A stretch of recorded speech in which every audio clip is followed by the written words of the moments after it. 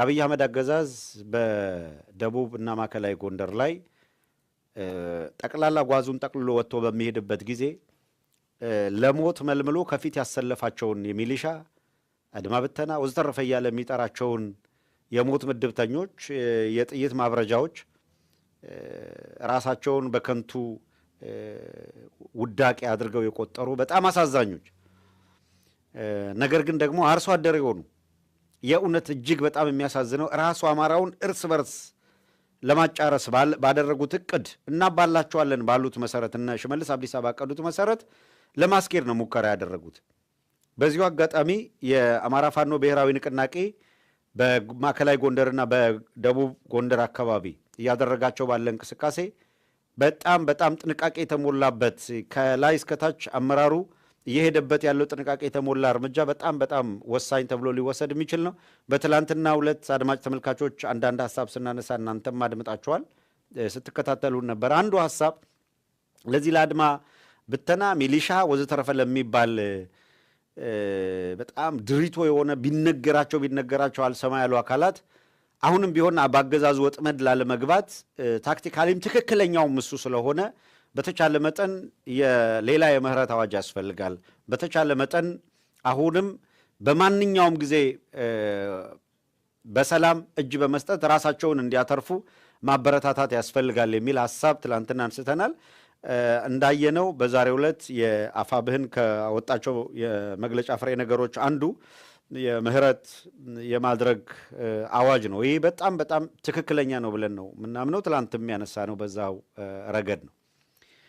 አሳዛኙ ነገር እንዴት ሚሊሻውን አርሶ አደሩን እየመለመለ ሚሊሻ አድርጎ ዝም ብሎ ለጊዜው ደሞዝ እየከፈለ አሰማርቶ እንዴት አይነት ጫወታ ሲጫወት እንደነበረ እንዴት አይነት አስከፊ ነገር ሲያደርግ እንደነበረ የምታዩት። ሚሊሻውን በሙሉ ወደዛ ስምሪት ከሰጠና እዛ ካደረገ በኋላ ያንን ሁሉ ነገር አድርጎ የክፋቱ ክፋት አገዛዙ እነሱን በትኗቸው ሳይነግራቸው ራሳቸውን እንዲጠብቁ እንዲጠነቀቁ እንኳን ሳይነግር ትቶ ነው የሄደው። ይሄ በሚሆንበት ጊዜ የአማራ ፋኖ ብሔራዊ ንቅናቄ መዋቅሮች በየቦታው የተሰጣቸውን ኦሪንቴሽን ተከትለው እንግዲህ በተዋረድ ብስለት የተሞላበት ውሳኔ መወሰኑም ጥሩ ነው። ያንንም በየእርከኑ ለመውሰድ መሞከርና አንዳንድ ባልተገባ መንገድ በመረጃ ክፍተትም በሌላ መንገድ በጥንቃቄ ጉድለትም እየተፈጠሩ ያሉ ክፍተቶችን የሚደፍን ወሳኝ እርምጃዎች ፈጥኖ በማድረግ ከማህበረሰቡ ጋር ያለውን ጤናማ መተባበር አጠናክሮ ለመቀጠል የሚያስችል እርምጃዎች መወሰዳቸው በጣም ይበል የሚያሰኝ ነው። ሚሊሻውንም በምርኮ እጅ እንዲሰጥ ከተደረገ በኋላ እንደ ወገን ትሪት በማድረግ ዳግመኛ እንዲህ ወዳለ አገዛዙ ከሆነ እንዴት አዋርዶ ክዷቸው እንደሄደ ተናግረዋል። ዳግመኛ እንደዚህ ወዳለ አደገኛ እልቂት እንዳይገቡ እንዴት አድርገው በጥንቃቄ አንድም ጉዳት እንዳይደርስባቸው አድርገዋል እንጂ እንደ ስራቸውና እንደ ክደታቸው እንደ ባንዳነታቸው ቢሆን ሊወሰድ የሚችለው እርምጃ የከፋ ይሆን ነበር። ያልተገባ የተማረከን ኃይል በጥንቃቄ ዓለም አቀፍ ሕግ ጠብቆ ማርኮ መያዝ ምን ማለት እንደሆነ ዓለም እንዲገነዘብ እንዲያይ ለማድረግ የሄዳችሁበት ርቀት እጅግ የሚገርም ነው። በየጊዜው እየመጡ ያሉ በትግሉ ሂደት ላይ የመጣ ምዕራፍ፣ አዲስ እርከን ነው። ይሄ የካድሬውን በሙሉ ወሽመጥ የሚቆርጥ ነው። አንዳንዱ በእርግጠኛነት የምናገረው የአደረጃጀትና ግለሰባዊ ፉክክሮች ውስጥ ስለገባ ይሄንን የአማራውን የትግል ሂደት ከፍታ የሚያሳይ እርከን እንኳን በበጎ እንደማያየው እንረዳለን። ከዚህ መካከል ምናልባት አቃቂር ለማውጣት ብቻ የሚተጋ እንዳለ እናውቃለን። መተቸት ያለባቸውን በጥንቃቄ መተቸት ምንም ችግር የለው። ነገር ግን እንዲህ ያለ አገዛዙን እርቃኑን ያስቀረ ለወገን ደግሞ ወሳኝ ሊባል የሚችል ምዕራፍ ሲሻገር ደግሞ እንዲህ ያለ አዲስ ምዕራፍ ተመልክተናል። ይሄ ነው መቀጠል ያለበት የሚለውን ማበረታታት ያስፈልጋል። ኔጌቲቭ ነገር ሲኖር ጫጫታ ለማንሳት እሱን ርዕስ አድርጎ ለመውቀስ መዘጋጀት እንደሚታየው ከዚያ በተሻለ ግን ፖዚቲቭን የበለጠ እያጎሉ መሄድ ለአጠቃላይ ትግሉ ፋይዳ አለው።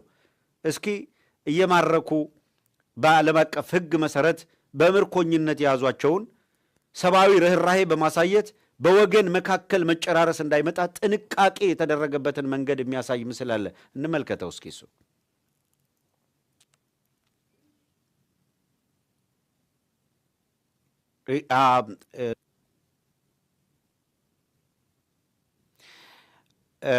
እንግዲህ እነዚህ የምታዩቸው አካላት ሚሊሻ ብሎ መልምሎ ስምሪት የሰጣቸው ናቸው።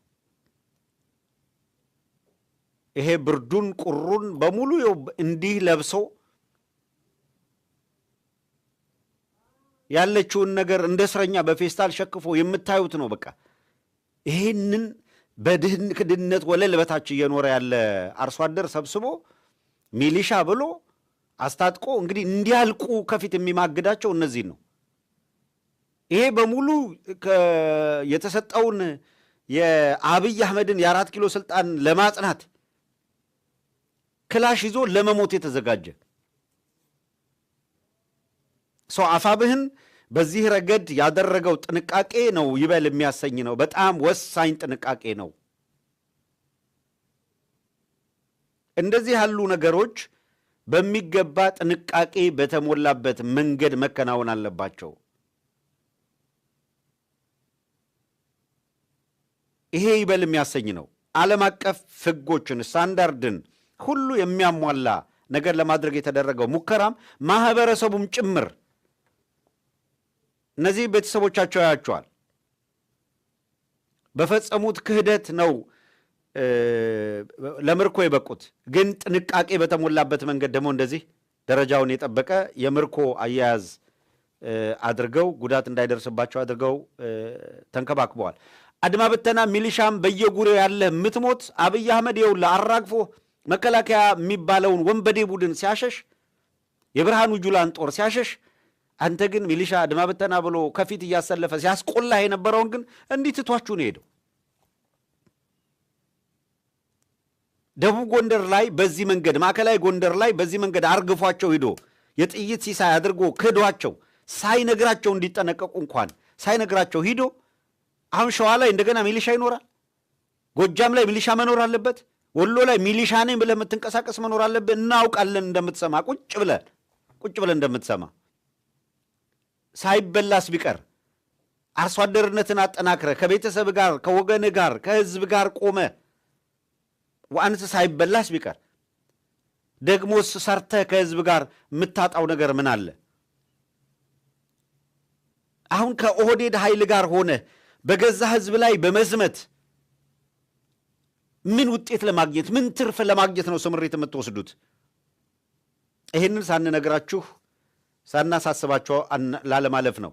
እንዴት ያለ ውንብድና እንደሚሰሩ ለማን እንደምትታዘዙ አርሶ አደሮች እንድታውቁት። ይኸውላችሁ ነገ ጠዋት ደግሞ ኤርትራኑ ዝመቱ ይሏቸዋል። በትግራይም ያለ በአማራም ያለ ኃይል እስኪ እንደው ቢያንስ አሁን የምናሳያችሁን ቪዲዮ ደግሞ ታዩትና የአብይ አህመድ አገዛዝ ለዓለም አቀፍ ሚዲያዎች ሳይቀር የኤርትራ ጦር በኢትዮጵያ ምድር ውስጥ አለ የሚባለው ውሸት ነው፣ በፍጹም የሉም ብሎ አያችሁ። እነሱ ሲስማሙ ሲዋደዱ እያሉ የሉም። የጦርነት ፍላጎት ሲኖራቸው ደግሞ በሌሉበት አሉ እየተባለ ነው የሚነሳው።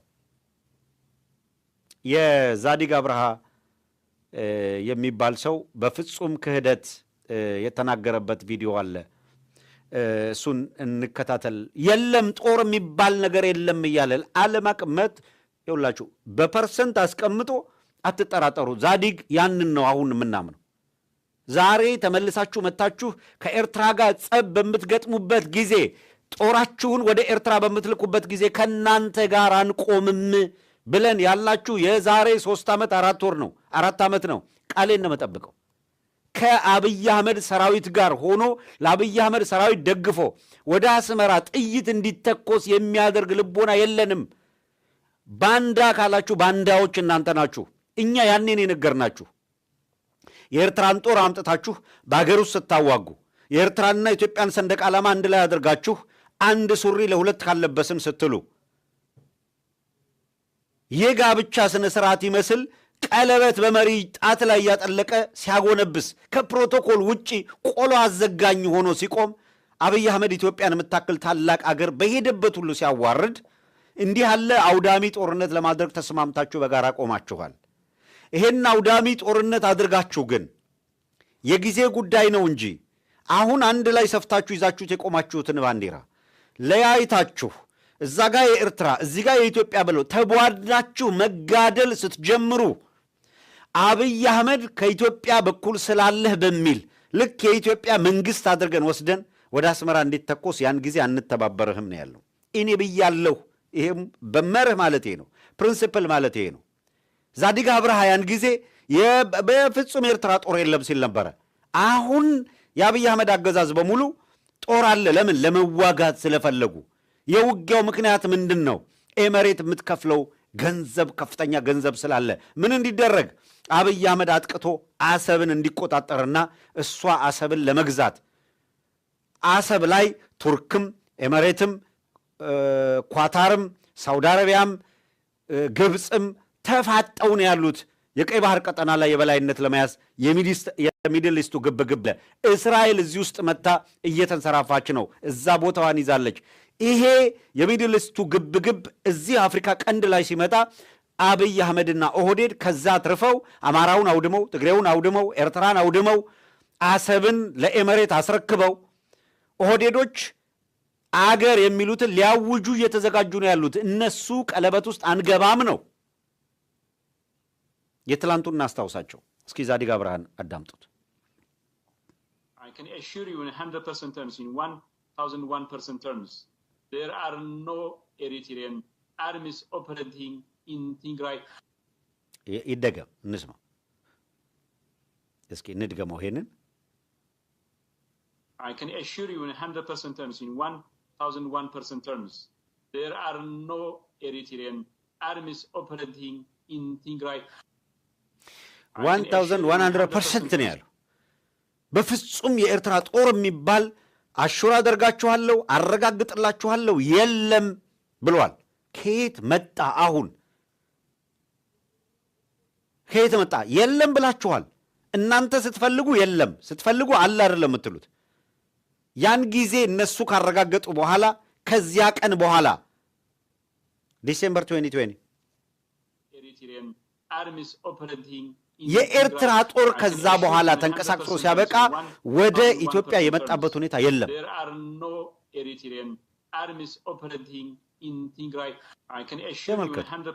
ከዛ በኋላ የተደረገ እንቅስቃሴ አለ የምታውቁት? አንድም አይነት ወታደራዊ እንቅስቃሴ አልተደረገም።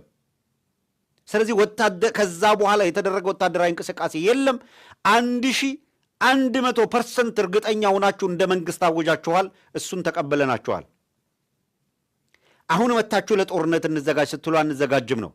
የአማራ አርሶ አደር ይሄንን ነው ማየት ያለበት። ለጦርነት ሲፈልጉ አምጥተው የሚማግዱ የሚነግሩ ሌላ ነው። ተመልከቱ። ሱዳንን ለመውጋት የሱዳንን አማጺዎች ሱዳንን ለመክፈል ለመበተን የአማራ ህዝብ ለምንድን ነው ሱዳን እንድትበተን የሚዋጋው? የትግራይ ህዝብ፣ የኦሮሞ ህዝብ ለምንድን ነው ሱዳን ጎረቤት ሀገር እንዲበተኑ ለምንድን ነው የሚዋጋው? አብይ ከመሬት የሚከፈለውን ዶላር እንዲያገኝ ኢትዮጵያ እንደ ሀገር ሱዳንን በማፍረስ ሂደት ውስጥ እንድትሳተፍ ቤኒሻንጉል ላይ ሰራዊት እያሰለጠነ ነው። አስወጣ ብለው ጉሮሮን ይዘውታል። አሁን አስወጣ ብለውታል። ቅርቃር ውስጥ ገብቷል። የኦህዴድ ኃይል የሚተራመሰው ለዛ ነው። ልዩነቱ ለዛ ነው። ለምን? ቀጥሎ ያለውን እኔ ከሰዓት ጋር ሽሚያ ውስጥ ስለሆንን ምንድን ነው እያተራመሳቸው ያለው?